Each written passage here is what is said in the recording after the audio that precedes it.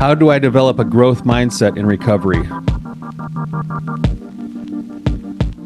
Welcome to the Therapy Brothers podcast. I'm Brannon. I'm Tyler. We're brothers, We're therapists. and we know recovery. Bring your stories, your questions, your successes with real recovery.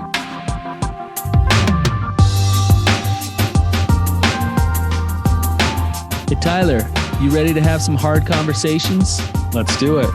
Let the Therapy Brothers podcast begin. Hey, Tyler, how's it going?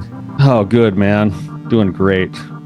Hey, your haircut looks good. High and tight. High and tight. It's good for the summertime. It's comfortable. You Is don't that have a to do fade? anything. Are you faded in there? Like, dang, man. Brandon, I got the same haircut I've gotten for the last 24 years. I don't know why all of a sudden It's you're like paying a attention high and to it. tight fade. Like, you're just looking good, man. Yeah, Did you get your ear hair removed when you were getting your haircut? always. Yeah. Yeah, I'm at that age where I'm an old man now, where that's like Yeah. there's more that comes off of the ears than there is the head now. I love how you're just owning it. Yeah, it's the way it works. Yeah. Well, we're old men, you know. Yep. So, well, we got with us not such an old man here with us, a nice young man here to come join us on the podcast. So, DJ, welcome to the show. Thank you, guys. Glad to be here. If you could just give us a little bit of background and tell us what's going on with you, and then ask any questions. Yeah. All right. So, I guess I'll jump right in. Started with an addiction to pornography and masturbation, the ripe old age of about 11 or 12. I'm the oldest of two. I have one younger sister. Growing up, I was always trying to be the golden boy. You know, I was the Eagle Scout. Was involved in the LDS church culture stuff, so I was like the leaders of the quorums and all that sort of thing. Meanwhile, I was hiding this pretty severe addiction to pornography the entire time. Served an LDS mission, came back, was immediately thrust into leadership positions in a student ward up at Utah State, where I met my wife. We got married in 2013. We now have 4 kids, ranging in age from 9 years old to 3 months. After marriage, the addiction progressed to seeking encounters with actual women, including prostitutes and escorts. My initial disclosure to my wife occurred 4.5 years ago, or 4.5 years into our marriage in 2017.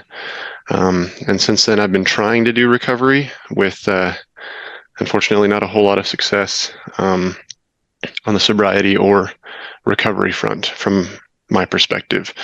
I've tried a few different programs. I've done the LDS churches like ARP, did another program through Life Changing Services, and currently I'm involved with the LifeStar program.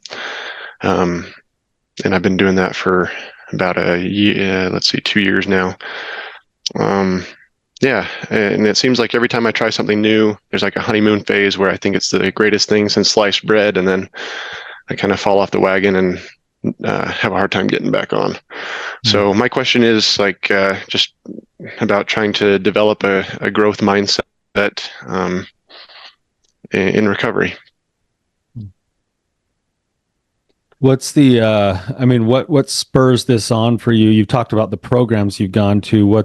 I guess help us understand the mental and emotional approach that you feel like you've been taking so far.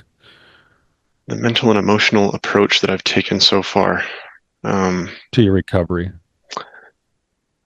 Yeah, I think Tyler, are you saying like what hasn't worked? Yeah, I guess I'm wondering. He's here asking the question of how do I develop a growth mindset? So I'm trying to figure out what his mindset is if it's not growth mindset.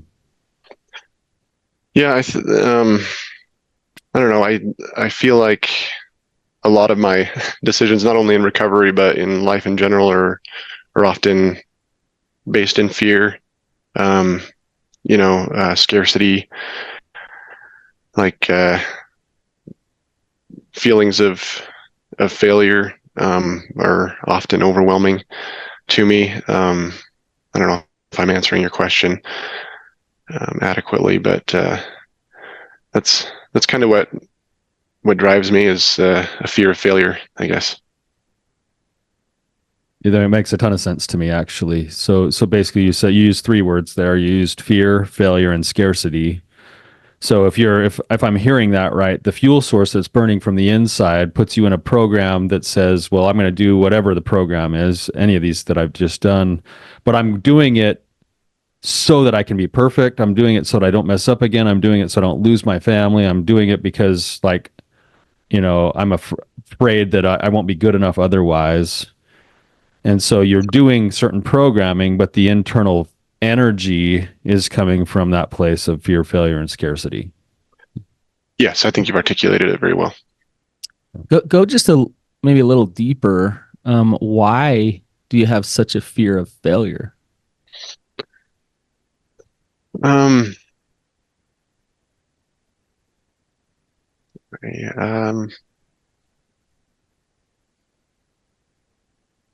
feel like I stand to lose a lot. As Tyler mentioned, I've got a beautiful family. I've got so much that I ought to be grateful for and cherish and fight for. Okay. And I am afraid that it could all come crashing down because of my poor choices. And there's some truth to that. Yeah. Right? Like if you continue down this road, the consequences are going to start to hit, and consequences that you don't want, right? Right. So that fear might not be unfounded. That fear might be there protecting you, right?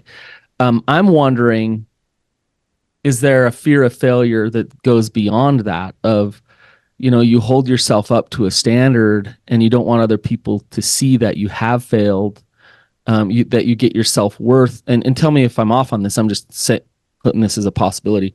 You get your self-worth from performance and showing people that you're good, and that, I mean, it's interesting that how you started with quickly put into leadership in church, quickly a leader, a good boy, right? Someone who's, holding the standard. Am I off on that? Like, is that? No, you're spot on, Brannon. Yeah. Okay. So there's two different there's two different things here that I'm talking about. Can you see the difference? The difference between striving for performance and what's the other that you're referring to? Yeah, the striving for performance, and then the fear of I might lose my family. That fear is a real thing. That's legitimate. That's legitimate. That can motivate you. But the issue is, and here's, I'll just jump to it here, and then we can talk about it. The issue is it sounds like you're doing all these programs to try to be okay and be good enough, and you're not addressing the actual issue of what's going on here, the root as to what's going on here. And maybe you are, but it seems like you're looking to, okay, what structure, what support, what tools, what do I need to do so that I'm faithful, so that I don't act out, so that I don't, and it's focused on that. Yeah, I very much want the checklist. I want the list of things that I need to do to be okay. That. Right. Yeah. What's curious to me is, on your shirt it says Warrior Heart. Like, what's it going to take to heal your heart? What's it going to take to find peace within your heart? And frankly, I don't know the answer to that question. Yeah. Could I follow up on Brannon's question a little bit further? Just kind of have you sit with it for a second, see if anything rises to the surface. Maybe nothing does for a second, but that idea of that, where did you learn the rule that the way you got your value was by being seen in a certain light or by performing? It sounds like there's a core belief inside of you that your value comes from your performance. Where did that stem from?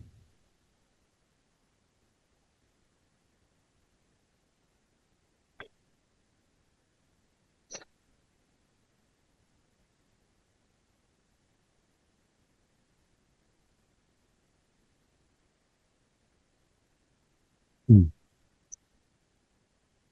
mean, I have a few things that come to mind, and I don't know if they're the true source or not, but did you want me to answer or just sit with it? No, yeah, if you have something off the top of your Um, mind, like what, if anything comes up for you. I just remember growing up, and uh, spending a lot of time with my dad, and he he worked his butt off to provide a good life for my sister and me, for my mom. Um,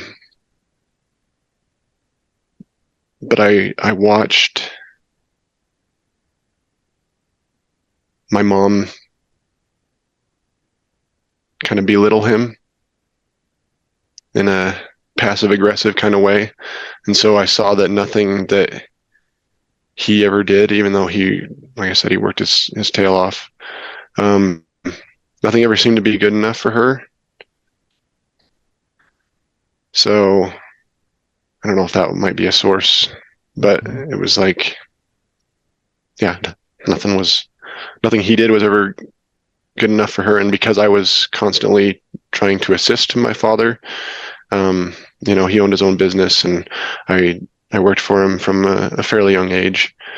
It was like, I guess that kind of extended to me, that because nothing he did was ever good enough, that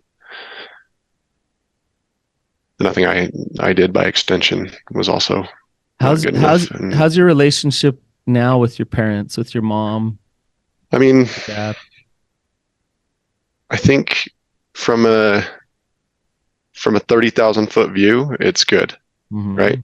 But on a more intimate emotional level, there's not a whole lot there.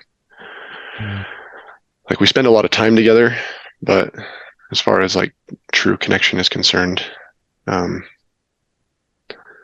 yeah, not a whole lot there. And it's interesting because my dad is, the generation that he's a late boomer. He like, nothing that my mom did seemed to faze him. Like, it was okay. So like, seeing his reaction to that, and then simultaneously internalizing what my mom was doing and saying, made me feel kind of worse, if that makes sense, because it wasn't phasing him, but I was internalizing a lot of it. So I felt like, oh, I'm less of a man because I can't take it like he can, kind of thing. So in a certain sense, if I'm hearing it right, and this is really insightful on your part as you're kind of diving into this right now, you're trying to emulate your father by being the hamster in the wheel that just keeps going and does his best and provides. That's a perfect analogy. Yeah. At all costs. But then you also feel this pressure from the outside, and you're a young kid who doesn't know any better. And so you're kind of taking on the stresses of your father and the stresses of your mother. And as a child, you're trying to figure out, well, don't quite measure up to being like my dad. So that means I'm not man enough, but I don't want to disappoint anybody, especially my mom. So I better figure out how to make sure that I always excel and that nothing vulnerable or weak or something that would be compromising ever gets seen by either. Yeah. So in a certain sense, you got pressure coming from both sides without even knowing that pressure was coming from both sides. Yeah, that's accurate. And DJ, you're still married? I am still married. Yeah. Yeah. So I want to come back. God knows why. Like, I yeah, it's a miracle. Like, your wife it is hanging in there, and yeah. Going back to what Tyler was saying, I'm just, as he was saying that, I was wondering, Gal, how does this play out in your marriage? In terms of the way you're showing up as a husband with her. Does she almost turn into I don't know what kind of figure, a parent figure, a God figure, like, how does that play out with her? Yeah, I do try to seek validation from her. I get my worth based on her reaction to my performance. Yeah. Yeah. I recognize that. Yeah. So all the things that we're talking about, if you look at them, if you see, this kind of confusing attachment dynamic that you have with your parents, seeking validation from your wife, acting out with sex, and getting some sense of numbing out or okayness there with the acting out. When you look at all of this, DJ, and you do zoom out, what actually is the issue?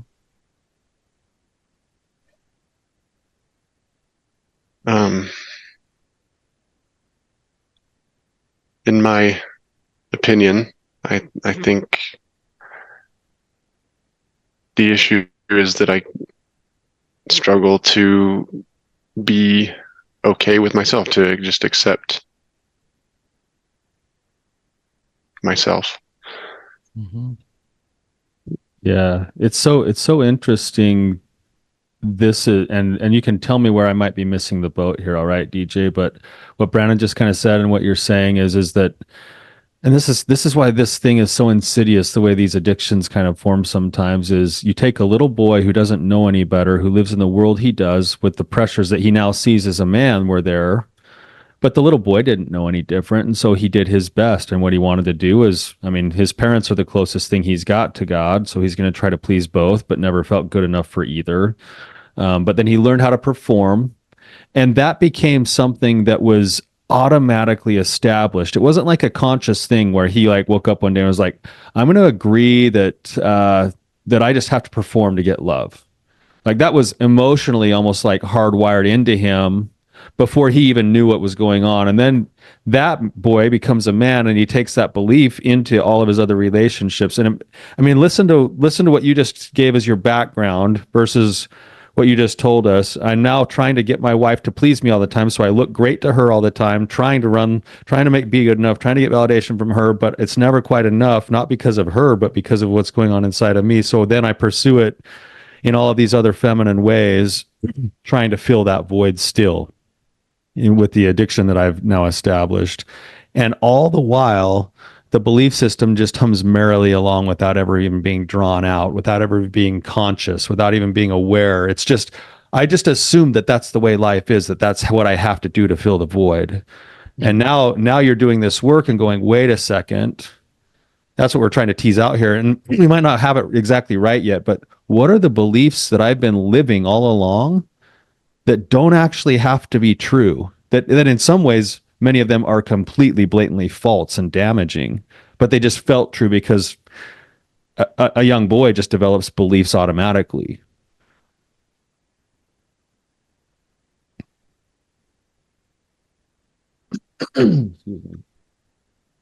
So you want to know what those beliefs are? Well, I think you're teasing one out right now. And now the question is, and again, maybe there's more, maybe we don't quite have it figured out just yet, but I think we're close enough.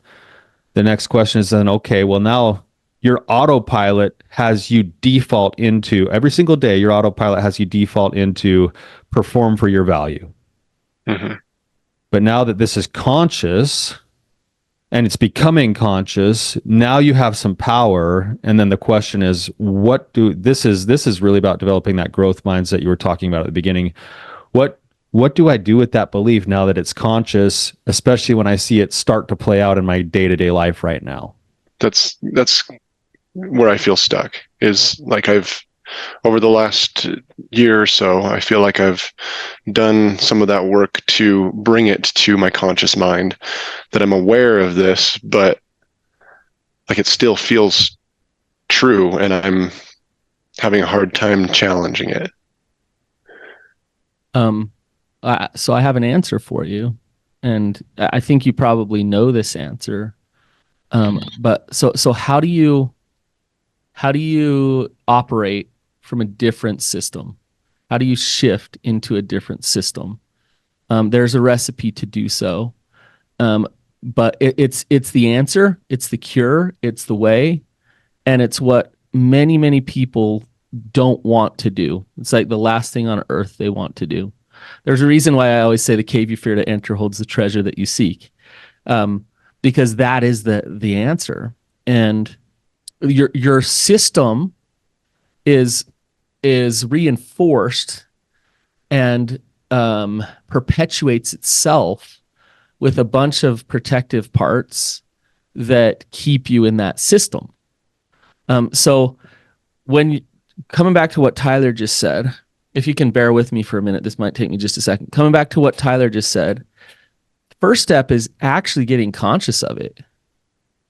It's interesting when I asked you, like basically what's the issue? And you said, be okay with who I am. And I'm wondering, does DJ even know who he is? So how do you be okay with something that you might have not even seen, right? It's been so long, because all of these automatic systems have taken over unconsciously and automatic. So the first step is to actually get conscious of the systems. And the way that you do that is by looking at the outcomes of your life and then looking at how you're responding to the world. In what ways are you manipulating? In what ways are you showing up authentically? And then you ask yourself why. And so then you can see, oh, I'm afraid of failure. That's a belief that I have, that I can't fail. Okay, there's a belief system right there, right? That's just one of them. So once you get conscious of those beliefs, and now we're getting to your question here, how do I actually shift them? And the answer is you got to try something else out. If you've been living in that belief system over and over and over again, then it will reinforce itself. But we don't want to try something else out. Do you know why? Because we're afraid it's not going to work. We don't know. It's an act of faith. So we know our system. We know it well. We've been living in it. We've been creating in it. So then it's like, like I'm supposed to actually like go try something else on. Like, I don't know. So fear and control keep us stuck versus faith and courage, which pushes us into, I'm going to try something else. When you try something else, and if it's an act of truth and an act of faith, you don't know exactly the outcome, but you'll get the answer. You'll get a sense of peace about moving forward in that direction, and you'll get the growth. So coming back to your question about growth mindset, fixed mindset, growth mindset is about being open to the possibility. It's about seeing another option. Fixed mindset is about staying stuck in that fear because you need to create a certain thing in your life and trying so hard to get that thing, failing, and then using the same system to try to get it again. Right? So Brannon, go ahead, Tyler. So Brannon, you're saying two things at the same time, which I think is hard for people to wrap their heads around, but it's absolutely true. On one hand, he needs to take action by being courageous and stepping into the faith of something new. At the same time, that he needs a massive practice of surrender. He actually has to let go of the outcomes. He's got to let go of belief systems. And so it sounds weird because that's a dialectic, like surrender everything and let go, but take massive action. It's actually a little bit of both. And what you're describing, Brannon, is the things that you're mentioning include an entire being part of process. They include an emotional response, a spiritual response, and a rational and logical response. And it's the emotional and the spiritual merged with the rational and logical that's going to have the ability to make the lasting, bigger changes that I think DJ is looking for, rather than just the rational stuff. Yeah. Let me give an analogy to try to just explain this a little better. So like if I have, let's say when I'm 12 years old, I get a job and I get that job and it starts paying me enough to like sustain me. But I hate it. I hate my boss. There's no purpose there. But I'm just working that job. It's just what I do every day, day in and day out. And I've worked there so long that I don't believe that I can do something different. It sustains me. It killing my soul. And so then, but deep down inside of me, there's this feeling like, God, I want to start a business. Like I just have this thing, this business I want to do, right? What would compel me to actually do that? It's really hard to actually step forth and do that. And here's the point I'm trying to get to is let's say I do. Let's say I have the faith to quit my job and go start that business. Whether that business fails or whether it succeeds, I get the payout. This is kind of what I think what you were just saying, Tyler, is the payout in that is I get a glimpse of who I actually am. I get to understand who I am because I've jumped into the cave. And let's say I fail first time, great.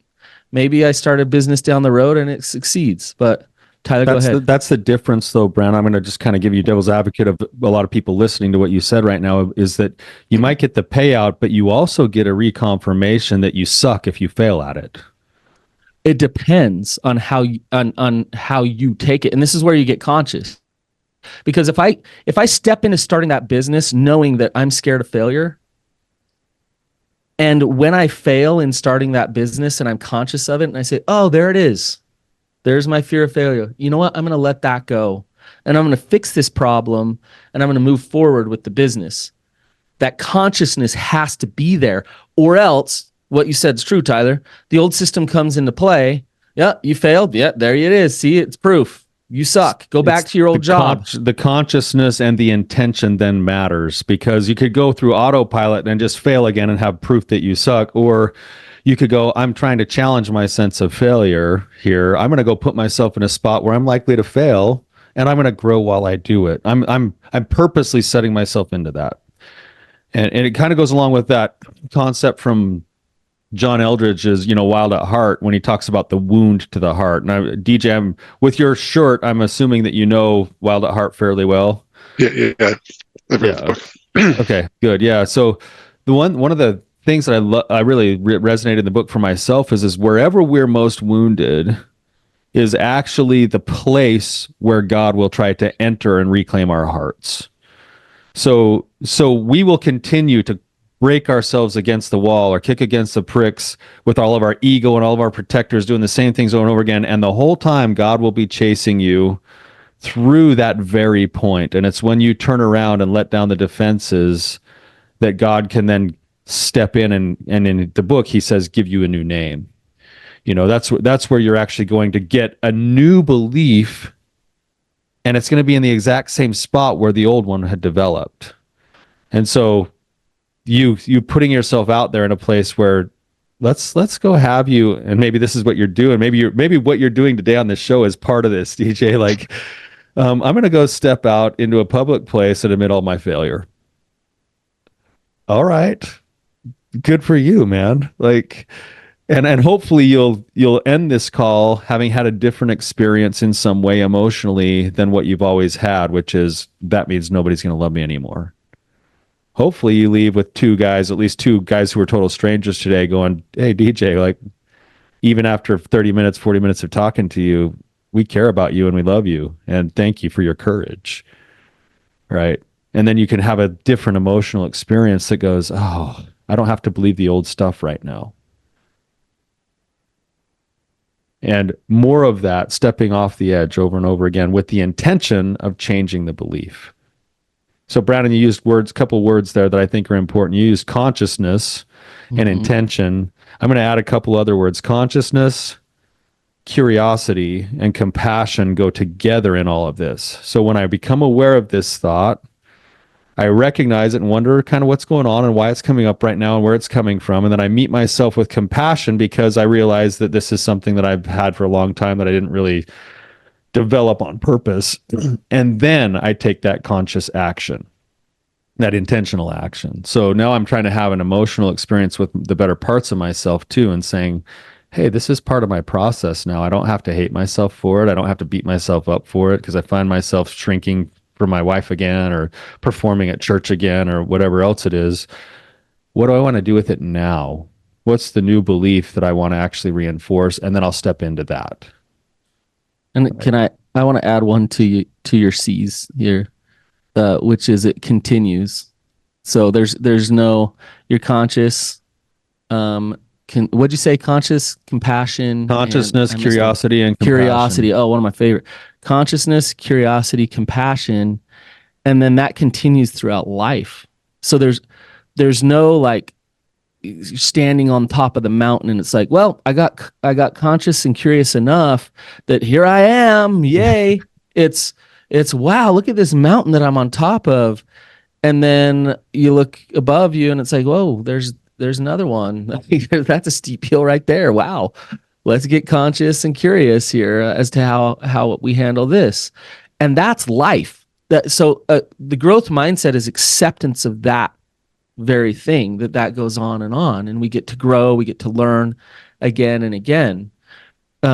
Versus, look, I got to the top of the mountain, parents, wife, everybody, look at me, I'm at the top of the mountain, I've arrived, see, look. And they're all like, oh, yeah, good job, DJ, like that's great, that's, but then what? Okay, like, do you see the difference? Yeah, I do. DJ, I got to tell you, man, I relate to you a lot.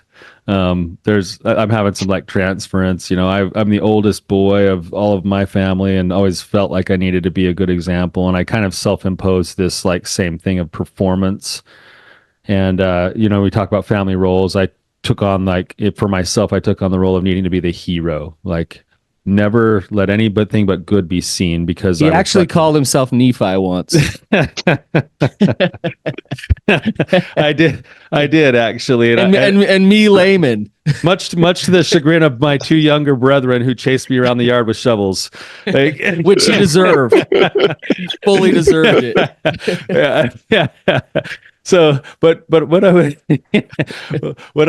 getting at there though is that in my own recovery process, one of the most pivotal things that happened is that when I realized that I had self-imposed this role of needing to be the hero, and when I embraced what I call for myself the fallen hero role, which was, I don't have to be perfect for anybody anymore. I don't have to make my mom and dad proud anymore. My brothers and my sisters can handle themselves. Like, I can let go of all that pressure. It was weird because it felt like I was giving up a big piece of my identity, but in the vacuum that it created space for me to like, I understand new parts of myself, new pieces of my identity, like, and I love being the fallen hero. Like, that's a way better spot than the pressure of the hero. Tyler, are you saying you're not Superman, you're Deadpool? I like that. Whatever I am, I'm better off for it now than I was. Yeah. In that control, like when you use the word control, Brannon, like control, like, oh, like, man, like I can just feel it inside of you, DJ. Like, I would love for that part to just be like, let it go. Like, let it go. You don't have to do image management anymore. Like, you can have a beautiful, wonderful life on the other side of the courageous act of letting that all down. It'll be scary. There'll be a lot of like pain and regrowing some things, but oh my gosh, your life can be so much more free.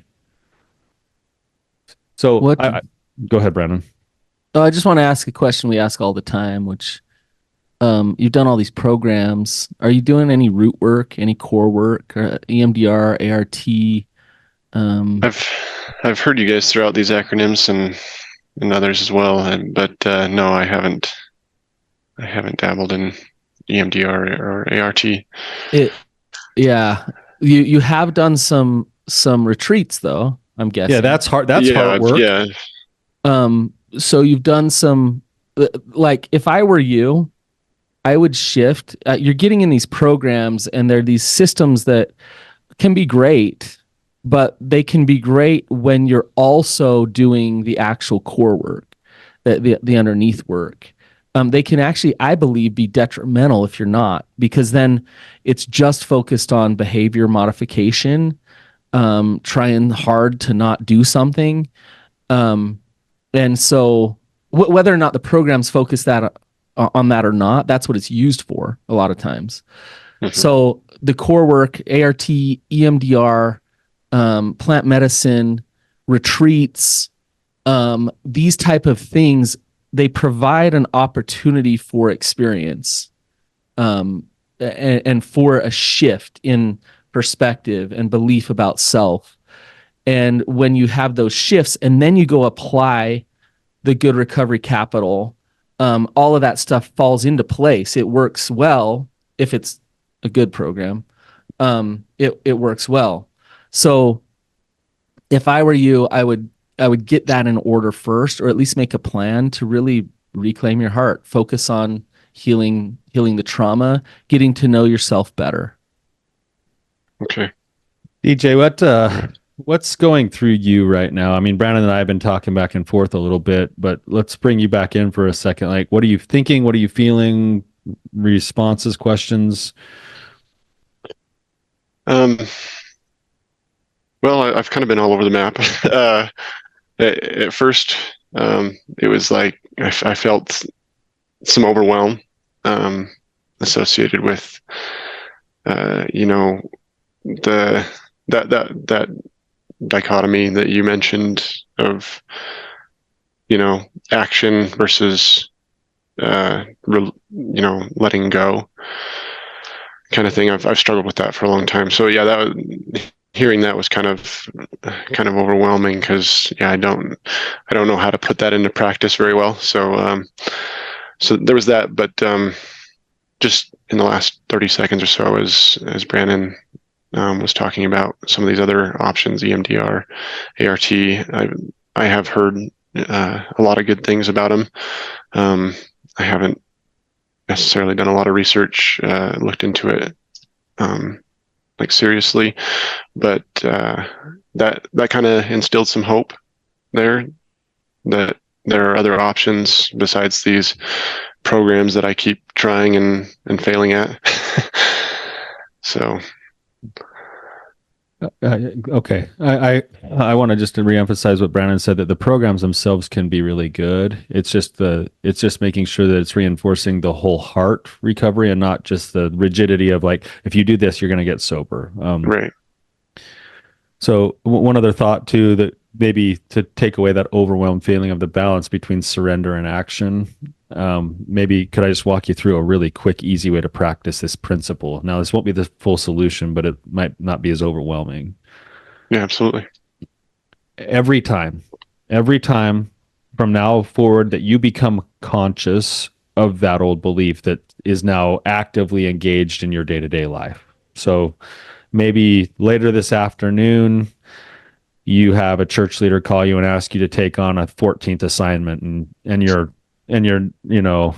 your default would be to be like, I have to say yes because I need to look a certain way, and you recognize it. Okay. All you're going to do is practice those things that we just talked about. You're going to become conscious of it. You're going to recognize it and say, oh, there's my need to perform. There's my need to be seen. There's my whatever it is. You're going to get curious with it and ask yourself, is this actually what I really need to do for myself right now? You're going to meet yourself with compassion and say, you know what, like this has been around for a really long time. It's okay that I'm feeling this way. I don't know that I want to believe this anymore. So there's your curiosity and compassion and acceptance. And then you're going to practice the surrender first. Surrender. I'm going to give that over. I don't need to actually be seen a certain light anymore. I'm giving that over. And I would practice it either verbally or maybe even write it on a piece of paper and put it away or throw it in the trash or something. Practice giving it away, but I'm giving that over. And then the action would be the act of courage. So in this moment, what's the act of courage? Hey, church leader, a part of me really wants to take this assignment, and another part of me actually knows that I need to say no to this, just for the practice of being able to say no and be seen in a certain way. Done. Practice. Simple. 2 little things. Recognize, surrender the belief, take action opposite to the belief. That's that practice over and over again and on a day-to-day basis. So it'll still be scary, it'll still be hard, but it doesn't have to be like massively overwhelming. In addition to things Brandon's talking about with like the ART or the IFS, all that other stuff. But how does that feel to you, DJ? It feels Still overwhelming. a little scary, but I think it feels doable. You know, the compassion part is probably the part I'll struggle with the most. But It's interesting because that's part of what keeps these beliefs stuck so rooted in place is that it's actually your own self-judgment that is probably stronger to break through than even what other people might think of you. right. Yeah. It's like I'm kind of, and I don't know how to put words to this, but I talk about getting conscious of your belief systems. I just kind of saw one there. You know, it's good. It's good to beat myself up. It's good to, you know, make sure that I remember how bad I am. How else do I get better? Yeah. You let go of that. Yeah. That's a fear. That's a fear because he's like, well, if I let go of that, then what's going to motivate 22. me? There's the faith. Yeah. There's the opportunity to step in with courage of like, wow, what would life be like if I didn't have to think that I was bad? Would I be motivated to do good if I didn't think I was bad? You might discover that you're a pretty good dude, DJ. You would Yeah, probably do naturally. almost everything you do already, but just not have the pressure of it all. I would bet. Yeah. Yep. That'd be nice. Yeah. DJ, thank you for coming on. I really appreciate your vulnerability, your willingness to just share. And I know so many people listening relate to you. And so it was courageous for you to just do this. Like Tyler said, this was an act against your shame. And really appreciate you. So Thank you. Thank you. Yeah, it's been a long time coming. I've been a long time listener of you guys. I was listening back in the betrayed, addicted, the expert days, nice. and yeah. You've heard my voice a lot. I have. Yeah, it's a soothing one. Why? Thank you. I've never heard someone say Brannon's voice is soothing, so that's awesome. DJ, yeah, it's a pleasure to meet you, man, and I'm hoping I know you signed up during the time frame, and it's still open for those of you guys listening that you are now also entered to potentially come and join us at our Rising Sun retreat in the fall. We'll be doing that drawing on Brannon's birthday in July. So full disclosure, that was the impetus that, that got me on here. Awesome. We're glad, man. We're glad to have you. We're glad to have you on, and we're glad you took the act of courage to come on. Thank you. And for those of you guys listening, if this resonates with you, or if it resonates with you and DJ, one of the best ways to help support him is to just go over and leave a review on any of the podcast places that you listen to your podcasts and mention DJ and how it affected you or how it helped you. So until next time, you guys, keep on keeping on.